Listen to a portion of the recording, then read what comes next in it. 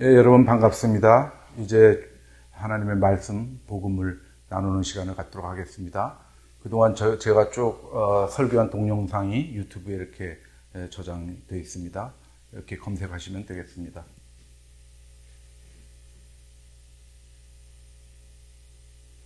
죄에 관해서 지금 지난주에 이어서 오늘도 죄에 관해서 말씀드리고자 합니다. 그래서 지난주에 말씀드렸죠. 죄를 정의할 때 죄 명사로 쓰면 하마르티아인데 동사는 헬라어로 하마르타노입니다.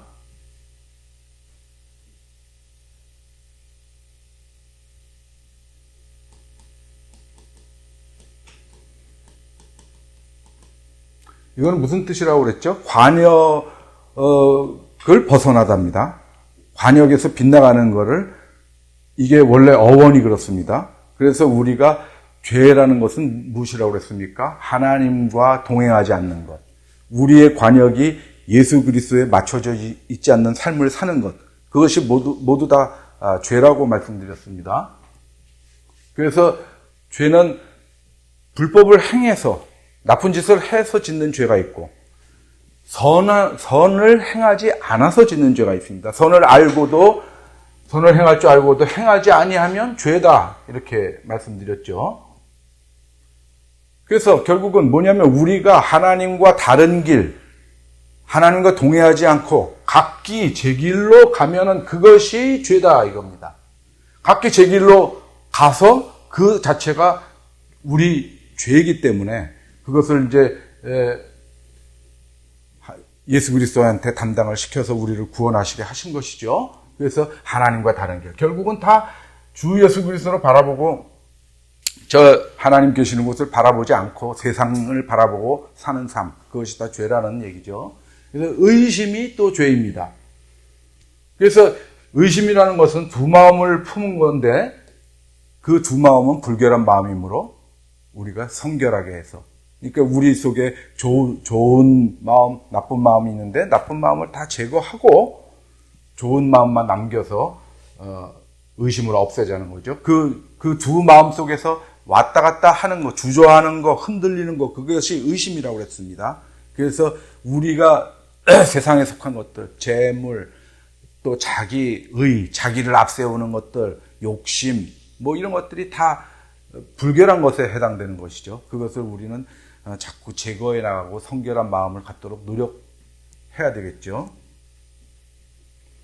그래서 죄의 기원을 살펴봤습니다. 지난주에 욕심, 근본적으로 욕심으로부터 출발한다는 겁니다. 그래서 욕심으로 출발해서 하나님 말씀에 불순종하는 것, 하나님의 뜻에 불순종하는 것으로 갈 때 그것이 죄다. 그래서 여기 자기 처소를 떠난 천사들, 자기 처소를 떠나서 욕심을 가지고 자기 처소를 떠나서 불순종했을 때 그들이 천사였다가 사탄이 되는 것이죠. 그래서 여기 단도직입적으로 야고보서 1장에서 얘기하죠. 욕심이 잉태한 즉 죄를 낳는다. 욕심으로부터 출발한다. 죄가 장성한 즉 사망을 낳는다. 결과죠. 죄의 결과입니다. 그래서 구체적으로 얘기를 하고 있죠. 한 사람이 순종하지 아니함으로 죄인 된 것. 순종하지 아니함으로 죄인 된다. 순종함으로 의인이 된다라는 개념입니다. 그러니까 불순종은 죄라는 겁니다. 죄의 보편성, 이것은 무엇입니까? 모든 사람이 죄를 범하였다. 그것을 얘기하는 것이죠. 모든 사람이 죄를 범하였다. 그래서 하나님의 영광에 이르지 못했는데 그리스도 예수 안에 있는 구원으로 말미암아 하나님의 은혜로 값없이 의롭다 하심을 얻은 자 되었느니라. 이것이 죄의 보편성이죠. 모든 사람이 선을 행하고 전혀 죄를 범하지 아니하는 의인은 세상에 없다. 전도서에서도 이렇게 얘기하고 있는 것이죠. 그래서 지난주에는 여기까지 말씀드렸고 지금 간단히 정리를 해보았습니다. 오늘은 죄에 관한 두 번째 시간이 되겠습니다. 죄의 자각을 보겠습니다. 죄의 자각, 죄를 자각하고 죄를 고백하는 것입니다. 내가 죄인이구나. 그것을 알게 되는 것입니다. 그러면 어떻게 됩니까? 애통하게 됩니다. 그래서 시편에 보면 나의 근심이, 마크 오브, 히브리어 마크 오브는 이건 고통, 슬픔 이런 것들을 얘기합니다. 항상 내 앞에 있사오니 왜? 내 죄악을 아뢰고 내 죄를 슬퍼함이니이다. 지난 시간에도 얘기했죠. 우리 한글 성경에서는 잘 구분이 안 되는데 명백히 구분되는 뜻입니다. 히브리어 원본 성경에서는. 그래서 아본이라고 하는데 이건 죄성, 우리가 근본적으로 갖고 있는 그런 사악함, 죄성을 얘기하는 거고, 이거는 구체적으로 죄를 짓는 겁니다. 범법 행위를, 율법을 어기고 뭐 하는 것들이죠. 그래서 그냥 죄 그러면은 죄악은 뭐 죄악이라고 쓰기도 하고 죄로 쓰기도 하는데 그 뭘까 그러는데, 그거는 우리 한글 성경으로는 잘 구분은 안 됩니다. 그래서 이제 이런 설명을 드리는 것이 좀 필요한 것이죠. 그래서 누가복음 18장에 보면은 두 사람이 성전에 올라가서 기도하죠. 하나는 누굽니까? 바리새인이죠. 바리새인. 또 세리. 이렇게 두 사람이 올라가서 기도하는데, 바리새인은 어떻게 기도합니까? 나는 다른 사람들과 같지 아니해서 토색, 불의, 간음을 저지르지 않고 저 세리와도 같지 않습니다. 나는 일주일에 2번 금식하고 11조도 따박따박 냅니다. 이렇게 기도합니다. 그걸 기도라고 하고 서 있습니다. 하나님한테 자기 머리 꼿꼿이 세우고. 그런 거에 비해서 세리는 멀리 서서 감히 눈을 들어 하늘을 쳐다보지도 못하고 다만 가슴을 치며 이르되 하나님이여 불쌍히 여기소서, 이렇게 합니다. 나는 죄인이로소이다 하고 자기 죄를 고백합니다. 내가 죄인이라는 것을 철저히 자각하고 애통합니다. 가슴을 치며. 그럴 때 어떻게 됐습니까? 하나님께서 누구를 의인으로 삼아주셨습니까? 바리새인입니까? 일주일에 2번씩 금식하고 11조 따박따박 정확하게 내는 바리새인이 의롭다고 그랬습니까? 아니면 그거 제대로 못 지키고 살면서 또 남들한테 손가락질 받고 살았지만 하나님 앞에 와서 가슴을 치면서 나는 죄인이로소이다 라고 자백한 자가 의인이겠습니까? 그래서 로마서에서는 사도 바울이 이렇게 고백합니다. 내 지체 속에서 다른 법이 내 마음의 법과 싸워 내 지체 속에 있는 죄의 법으로 나를 사로잡는 것을 보는도다. 내 마음의 법은 뭡니까? 내 마음 속에 있는 건 하나님의 법이죠. 하나님의 법과 죄의 법이 내 마음 속에 공존하면서 서로 싸운다라는 겁니다. 근데 번번이 그 죄의 법에 지는 겁니다. 인간이 그런 겁니다. 그래서 그 다음 절에 뭐라고 그럽니까? 오호라 나는 곤고한 자로다 하고 애통하고 있습니다. 누가 이 사망의 몸에서 나를 건져내랴. 이렇게 사도 바울이 애통하고 있죠. 그래서 요한일서에서 보면은 이 죄의 자백이라는 게 이렇게 중요합니다. 죄를 자백하면 그는 미쁘시고 의로우사 우리 죄를 사하시며 우리를 모든 불의에서 깨끗하게 하실 것이요. 죄를 자백하지 아니하면 우리는 죄를 사함받지 못합니다. 그런데 어떻게 해야 됩니까? 우리는 죄의 자백으로 끝납니까? 죄를 자백하기만 하면 그것을 끝입니까? 어떻게 해야 됩니까? 사도행전 2장 36절에서 38절까지 보면은 사도 베드로가 이스라엘 백성들한테 뭐라고 그럽니까? 너네가 주 예수 그리스도를 죽였다. 그러나 하나님께서 그를 살리셔서 그리스도로 만드셨다. 구세주로 만드셨다. 그러니까 그때 그 말씀을 듣고 이스라엘 백성들이 어떻게 됐습니까? 자기 죄를 깨달았습니다. 자각한 것이죠. 죄를 자각했습니다. 그래서 마음에 찔려 베드로와 사도들한테 묻습니다. 그러면 우리가 어떻게 해야 됩니까? 그때 뭐라 그럽니까? 사도 베드로가 죄를 너네가 깨달았으면, 그래서 애통하면 죄의 자각 다음에 애통하게 되죠. 죄를 자각한 자가. 그러면은 회개해라. 회개. 죄를 깨우치고 그것 때문에 슬퍼하는 걸로 끝나면 소용이 없는 회개, 메타노이아, 방향을 바꾸는 겁니다. 세상을 향해 살던 삶을 바꿔서 하늘나라를 향한 삶을 살아라. 예수 그리스도한테로 방향을 맞춰라. 관역을 맞춰라. 예수 그리스도로. 그러고 나서 그것이 회개인데 방향을 맞추는 거죠. 그 다음에 세례를 받아라.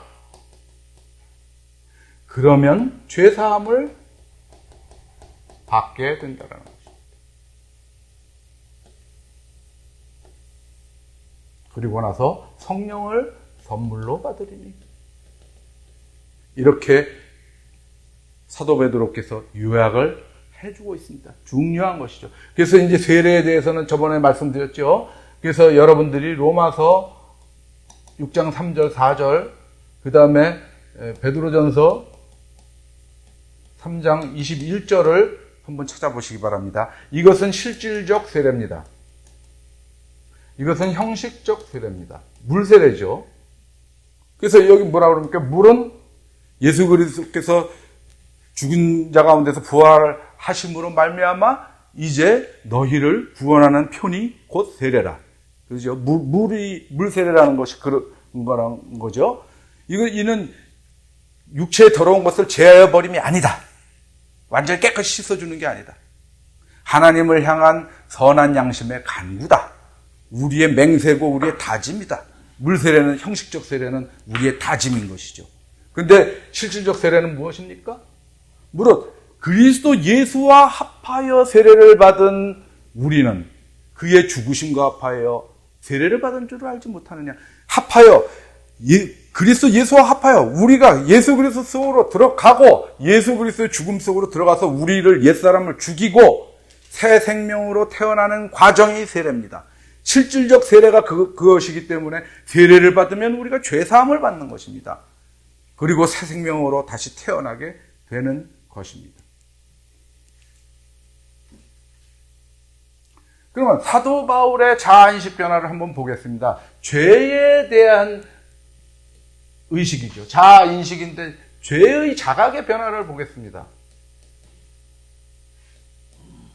죄의 자각과 결부시켜서 AD 50년경입니다. 갈라디아서를 쓸 때죠. 갈라디아서가 사도 바울이 제일 처음에 쓴 편지입니다. 로마서, 고린도, 전후서 나오고 갈라디아서 이렇게 성경의 편집은 그렇게 돼 있지만 실질적으로 갈라디아서를 제일 먼저 쓴 거죠. 사역 초기입니다. AD 50년경에. 그때는 뭐라고 그랬냐면 내가 예수 그리스도와 하나님 아버지로 말미암아 사도된 바울이다 라고 선언하면서 사역을 시작합니다. 나는 예수 그리스도와 하나님 아버지께서 나를 사도로 임명했다. 당당하게 나오면서 얘기합니다. 그것도 제일 자기가 제일 먼저 쓴 편지의 제일 앞에 1장 1절에 이렇게 포효하면서 등장합니다. 사도 바울이.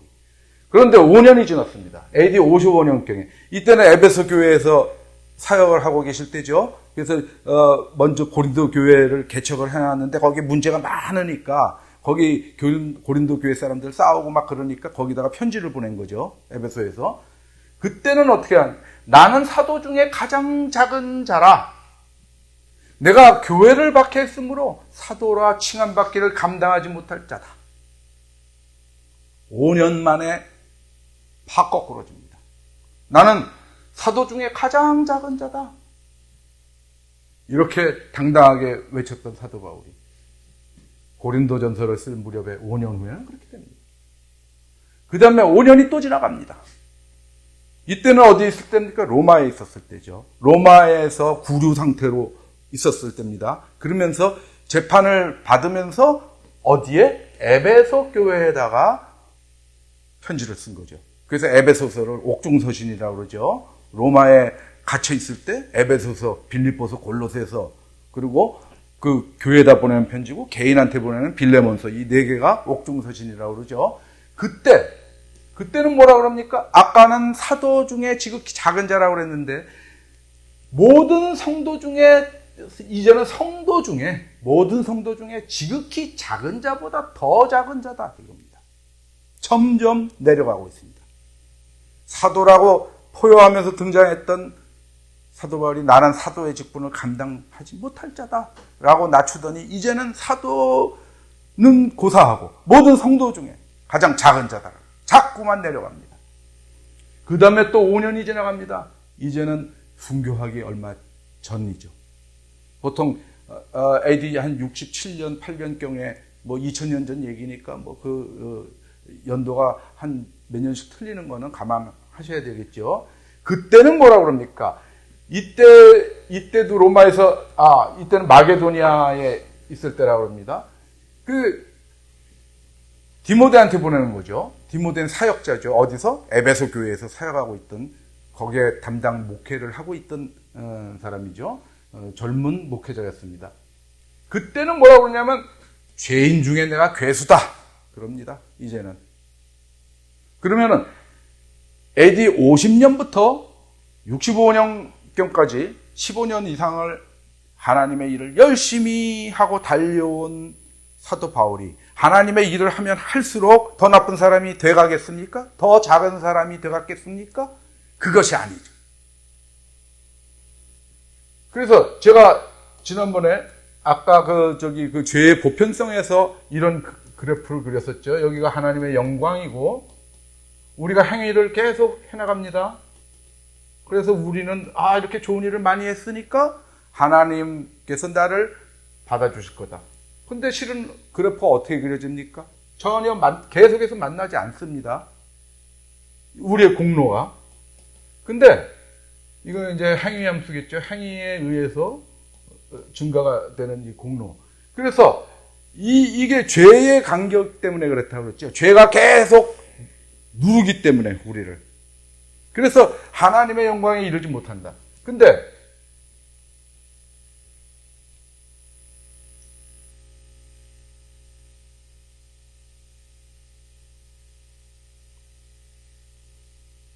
이번에는 죄의 자각의 그래프를 한번 보겠습니다. 이거는 반대입니다. 이렇게.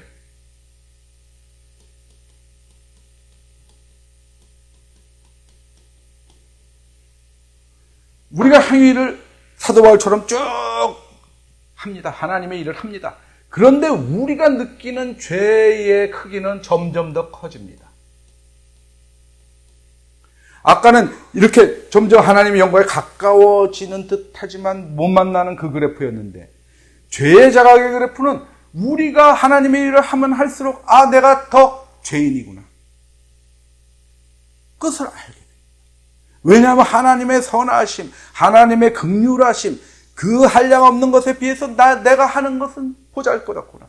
나는 아직도 죄복과 싸우는구나. 오히려 나는 공고한 자로구나. 이 사망의 몸에서 누가 나를 건져내랴.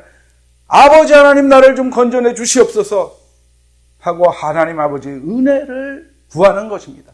그래서 보면은 죄의 자각이 점점 더 커지기 때문에 여기 이거를 상쇄할 수 있는 은혜에 대한 자각 또한 커지는 것입니다. 그래서 죄가 더한 곳에 은혜가 더해 넘쳤나니 하는 로마서 5장 20절의 말씀이 그겁니다. 우리는 제가 이렇게 말씀드리지 않아도 여러분들, 성도 여러분들, 신앙생활을 열심히 하는 분들은 다 느낄 겁니다. 점점 하나님의 일을 많이 하고 사랑의 행위를 많이 하면 할수록 내가 너무도 부족한 자구나. 너무도 죄인이구나. 그것을 알게 됩니다. 그 죄를 고백할 때, 그리고 계속해서 회개해서 아버지 하나님께 방향을 계속해서 맞춰나갈 때 죄사함이 있는 것입니다. 그 죄에서부터 우리가 벗어날 수 있게 되는 것이죠. 죄의 결과 및 그 해결 방법을 조금 말씀드리겠습니다. 근본적인 해결은 무엇이겠습니까? 용서입니다. 죄를 졌을 때 근본적인 해결은 하나님께서 우리를 용서해 주시는 것입니다. 그런데 용서는 다음 시간에 말씀드리도록 하겠습니다. 용서에 대해서는 할 말이 많기 때문에 오늘 다 말씀을 못 드리고요. 그냥 드러난 문제들만 좀 보겠습니다. 죄의 결과는 사망이죠. 죄가 장성한 즉 사망을 낳는 거죠. 이건 육체적 사망은 아니죠. 영생 못함이 사망입니다. 그거에 대비되는 개념이 영생이죠. 죄의 삭은 사망인데 하나님의 은사, 카리스마, 이걸 헬라어로 카리스마라고 합니다. 은혜는 카리스라고 그러죠. 은혜는 카리스. 은사는 뭐냐면 은혜는 좀 폭넓은 개념이고 은사는 조금 국지적 개념입니다. 그래서 성령의 은사 뭐 이것저것 쭉 나오죠. 그래서 구체적인 것을 가지고 있고 하나님의 은혜는 아주 폭넓은 시스템적인 것입니다. 우리의 구원의 시스템을 만들어 놓으신 것이 은혜입니다. 이 지구상에 비가 오게 하는 시스템, 지구가 태양을 돌면서 계절이 변하고 중력의 법칙에 지배를 받아서 모든 것이 자연스럽게 자연의 법칙이 흘러가는 것들, 그런 것들이 모두 다 하나님의 은혜입니다. 하나님의 은혜 속에서 우리가 창조의 질서를 갖게 되는 것입니다. 구원 또한 예수 그리스도께서 창조한 피조물이므로 하나님의 은혜 가운데서 작동하고 있는 것입니다. 은사는 조금 더 구체적인 것이죠. 죄의 삭은 사망인데 그리스도 예수 우리 주 안에 끊임없이 나오죠. 있는 영생이니라. 그런데 영생을 하려면 어떻게 됩니까? 우리가 살으려면 뭔가 먹어야 되죠. 그죠? 양식을 먹어야 됩니다. 어떤 양식? 영생하도록 있는 양식. 요한복음 6장 27절에 그러죠. 썩을 양식과 영생하도록 있는 양식. 두 가지를 분류해 놓고 있죠. 이 양식은 어떻게 얻어집니까? 우리가 하나님의 일을 함으로써 얻어지죠. 근데 이거 뭐가 있습니까? 생명의 떡. 그죠? 떡이 있죠. 영생의 샘물. 떡만 먹으면 목매죠. 이 떡은 뭡니까? 그리스도의 몸. 즉 예수 그리스도의 말씀. 샘물은 무엇입니까? 너희 배에서 생수의 강이 넘쳐나는데 그것은 성령이다. 요한복음 7장에서 그렇게 분명히 말씀하고 계시죠. 성령입니다. 왜 이렇게 됩니까? 예수 그리스도의 말씀을 우리가 그냥 듣고 있어야 됩니까? 그것을 듣고 알면은 무슨 아무 의미가 없죠. 이것을 실천해야 되지 않습니까? 그죠? 실천. 그런데 우리가 실천하고 그것을 잘 실천하고 힘을 얻어서 계속해서 그 길로 갈 수 있게 힘을 주시는 것. 성령이 너의 연약함을 도우시나니. 너희가 방향을 못 잡는데, 기도할 바를 알지 못하는데 성령님께서 말할 수 없는 탄식으로 우리를 위해서 간구하신다. 그렇게 성경은 얘기하고 있습니다. 그래서 성령은 우리에게 힘을 줍니다. 하나님의 말씀을 실천할 수 있게 합니다. 그러므로 그래서 우리가 영생을 얻게 됩니다. 우리 예수 그리스도, 우리 주 안에 있는, 수도 없이 반복하고 있죠. 그리스도 예수 안에 있는. 로마서 8장에는 어떻게 나옵니까? 그러므로 이제 그리스도 예수 안에 있는 자에게 또 나오죠. 결코 정죄함이 없나니 이는 그리스도 예수 안에 있는, 또 나오죠. 끊임없이 그리스도 예수 안에. 생명의 성령의 법이 죄와 사망의 법에서 너를 해방하였습니다. 오호라 나는 곤고한 자로다. 이 죄와 사망의 법이 나를 사로잡는 도다. 누가 여기서 나를 건져내랴 했을 때 답이 그리스도 예수 안에 있는 생명의 성령의 법이다. 이것이 너를 해방한다. 그러면 이 생명의 성령의 법이 해방하면 우리에게 무엇을 줍니까? 해방은 무엇입니까? 자유를 주죠. 자유. 해방시켰으니까. 그러면 이것은 뭐하고 같습니까? 자유의 율법 하고 동의어가 됩니다.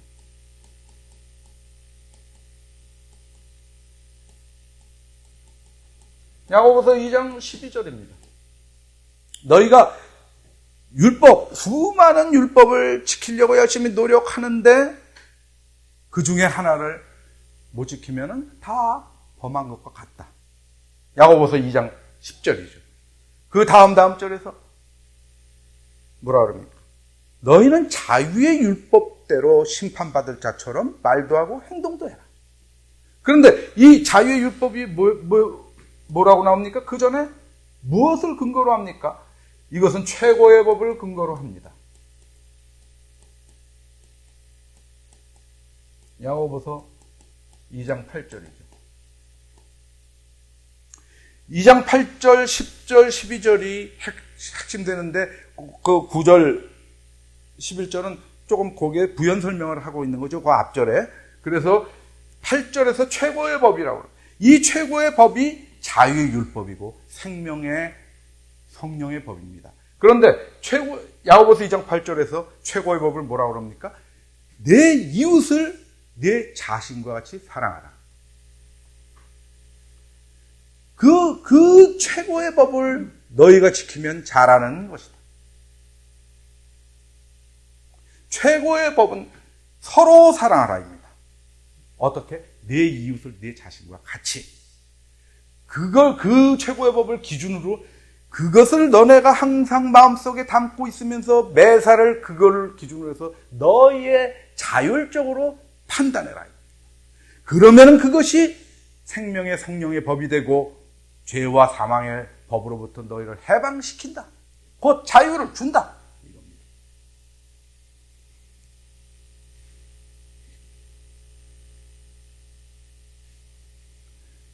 죄의 결과는 하나님과 분리되는 것입니다. 이사야서의 59장에 그렇게 나오죠. 오직 너희의 죄악이 너희와 너희 하나님 사이를 갈라놓았고 너희 죄가 그 얼굴을 가려서 너희에게서 듣지 않게 하느니라. 너의 죄성이 하나님, 절대 선이신 하나님과 너희를 갈라놓았다라는 것입니다. 그래서 그런데 어떻게 됩니까? 요한일서 4장 10절은 무엇입니까? 화목제물에 관한 것이죠. 사랑은 여기 있으니 우리가 하나님을 사랑한 것이 아니요 하나님이 우리를 사랑하사 우리 죄를 속하기 위하여 화목제물로 그 아들을 보내셨습니다. 예수 그리스도를 화목제물로 우리에게 보내셨습니다. 그래서 우리가 그 안에 들어가면 화목제물이신 예수 그리스도 안에 들어가면 우리가 거룩한 산제물이 되는 겁니다. 거룩한 산제물의 자격을 얻습니다. 그 거룩한 산제물 전에 말씀드렸죠. 그것은 거룩한 삶, 예수 그리스도 안에 있는 삶이다. 그걸로 하나님의 거룩하심을 우리가 나타내야 된다. 이름이 거룩히 여김을 받으시오면은 무슨 뜻이냐? 하나님의 거룩함을 우리를 통해서 나타내시는데 우리의 거룩한 삶을 살아서 하나님의 거룩함을 나타내도록 노력하는 것이다. 그것을 다짐하는 것이다. 이렇게 말씀드렸죠.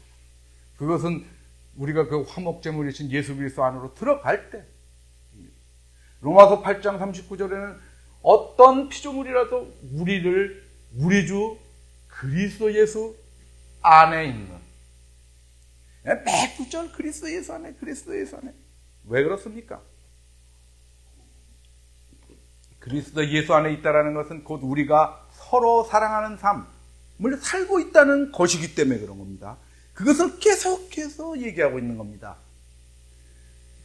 그리스도 예수 안에 있는 하나님의 사랑에서 끊을 수 없어요. 하나님과 분리됐는데 우리의 죄 때문에 하나님께서 예수 그리스도를 화목제물로 보내셔서 우리와 하나님이 화목하게 되고 그 다음에 예수 그리스도 안에 우리가 들어가 있는 삶을 살면은 하나님의 사랑에서 그 누구도 우리를 끊을 수 없다. 더 이상 분리되지 않는다. 그러므로 뭡니까? 하나님 예수 그리스도 안에 들어가야 됩니다. 우리가 요한일서 4장 16절에는 무엇이라고 그러니까 하나님은 사랑이시라. 사랑 안에 거하는 자는 하나님의 사랑, 하나님 안에 거하고 하나님도 그의 안에 거하시느니라. 우리가 사랑 안에 거하면, 사랑하는 삶을 살면 우리가 최고의 법을 어떤 바탕으로 해서 자유의 율법대로 살면 하나님이 우리 안에 거하고 우리가 하나님 안에 거함으로 분리된 상태가 아닌 것이죠. 일체된 상태입니다. 그 상태를 계속해서 가는 겁니다. 그 누구도 하나님과 우리의 사랑을 끊을 수 없기 때문에. 마지막으로 원죄에 대해서 살펴보겠습니다. 원죄란 있는 것이냐? 아담이 죄를 지었으므로 우리가 똑같은 죄를 같이 지고 있는 것이냐? 여러분들, 이 원죄론, 예정론 이런 것에 여러분들이 크게 흔들릴 필요가 없습니다. 그것은 신학적 이론일 뿐입니다. 성경은 그렇게 정확하게 얘기하고 있지 않습니다. 그래서 마음대로 자기네들이 학문적으로 그것을 해가지고 많은 사람을 시험에 빠뜨리기도 합니다. 원죄, 그것을 간단히만 보겠습니다. 왜? 중요하지 않으므로. 로마서 5장 12절에. 그래서 사도 바울이라는 분이 저는 그런 쪽에서는 마음에 안 듭니다. 예정도 사도 바울이 얘기했고, 원죄, 이 로마서 5장 12절부터 19절 이 내용 때문에 원죄론의 바탕이 되죠. 그래서 우리는 죄에서 벗어날 수가 없는 어떤 죄성을 갖고 있다. 그래서 어린애가 죽어도 지옥 간다. 왜? 죄를 갖고 태어났으므로. 그것이 아닙니다. 원죄는. 로마서 5장 12절 문제되는 구절을 보겠습니다. 그러므로 한 사람으로 말미암아 죄가 세상에 들어오고, 이 한 사람이 아담이라는 것이겠죠. 이와 같이 모든 사람이 죄를 지었으므로, 이와 같이 헬라어 후토라는 건 뭐냐면 이런 방식으로 아담이 죄를 졌는데 모든 사람이 왜? 죄성을 갖고 있으니까. 모든 피조물은 완벽하지 않고 완전케 되는 상태를 향해서 가는 것뿐이니까.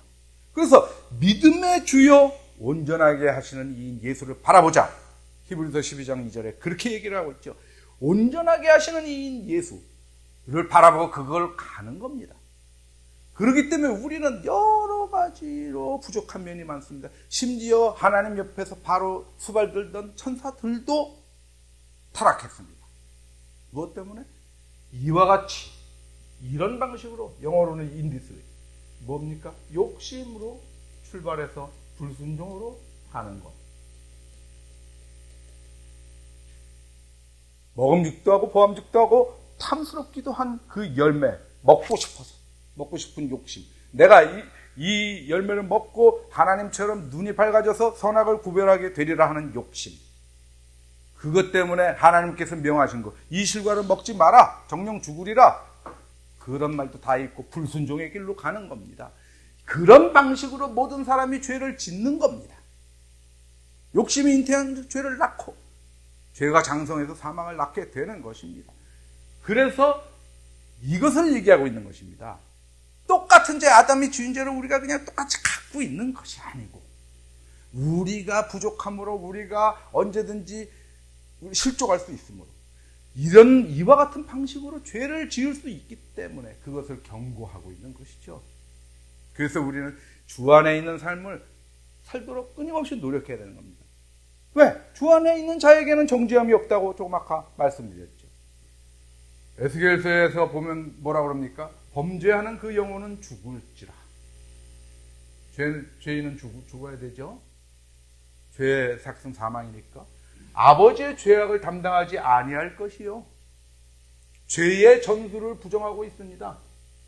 죄가 전수되지 않는 겁니다. 상속되지 않습니다. 그러므로 아담의 죄 또한 우리한테 전가되지 않아요.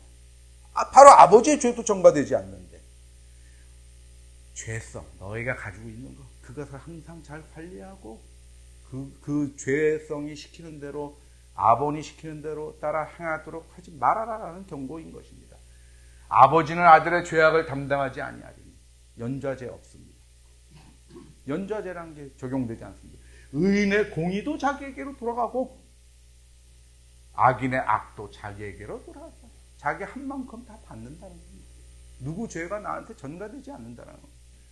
그러므로 바로 아버지 것도 안 되는데 수천 대 조상 아담의 죄를 내가 왜 덮었습니까? 그러나 그 속성은 같아서 같은 방식으로 죄를 짓는 그겁니다.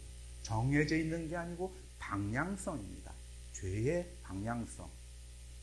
그러니까 복음에서 나오는 핵심 키워드들은 전부 방향성을, 그런 방식으로 라는 겁니다.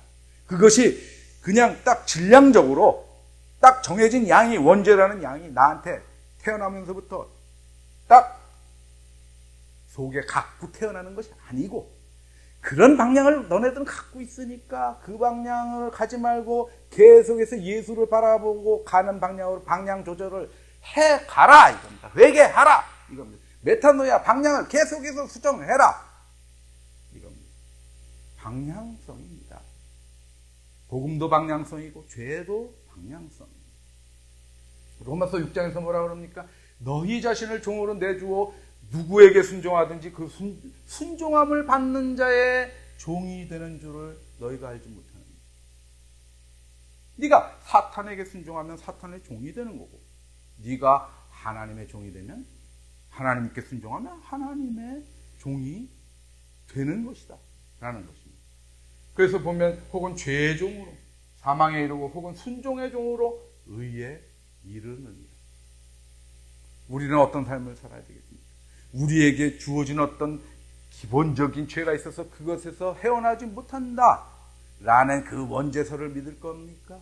아니면은 우리가 모든 사람이 죄를 짓는 방향이 같으므로 그 방향에서 벗어나서 오직 예수 그리스도를 바라보고 방향을 계속해서 맞추어가는, 관역을 맞추어가는, 하나님과 동행하는 그리스도 예수 안에 있는 삶을 살도록 우리가 노력하겠습니까?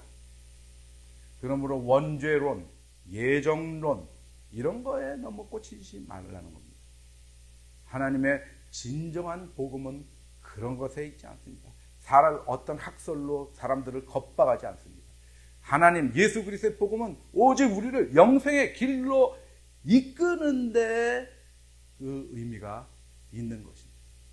우리는 예수 그리스도 안에 있는 삶을 살아가도록 다짐하는 이 시간이 되었으면 좋겠습니다. 그런 삶을 살아가도록 노력하고 하나님께서 우리를 그 길로 인도해 주시고 동행해 주실 것입니다. 그렇게 동행해 주시옵소서. 예수 그리스도 이름으로 기도드렸습니다. 경청해 주신 여러분 감사합니다.